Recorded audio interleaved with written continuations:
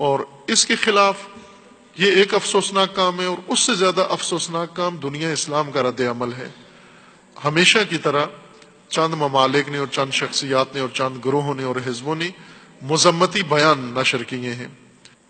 اس عمل کا جواب بنتا ہے جو مسلمانوں کو دینا چاہیے، عقلی اور عقلائی طور پر جو جواب بنتا ہے، اور جو واقعاً اس ٹرمپ کے عمل کا، اسرائیل کے عمل کا جواب بنتا ہے، وہ یہ ہے کہ اگر امریکی سفارت خانہ بیت المقدس میں کھلتا ہے تو تمام دنیا میں پھر امریکی سفارت خانے بند ہونے چاہیے۔ مذمتی بیان کیا ہے؟ ایک چھینک کی طرح چھینک مار دی اور پھر احسان کر دیا بہت زیادہ آپ نے۔ اور اصل رد عمل یہی ہونا چاہیے۔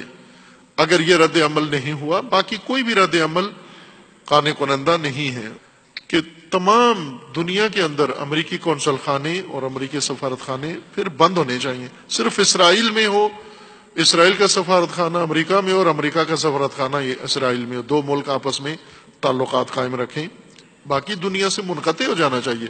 اور مسلمان یہ کام کر سکتے ہیں کیونکہ پوری دنیا کے اندر موجود ہیں، اور یہ سفارت خانے بند کرائیں۔ اور پاکستانی اور اسلامی ممالک کے سفارت خانے امریکہ سے ختم ہونے چاہیے، ہمیشہ کے لیے ختم ہونے چاہیے، چونکہ یہ اسلام دشمنی کی انتہا ہے، اوج ہے، تحقیر و توہین ہے تمام دنیا اسلام کی۔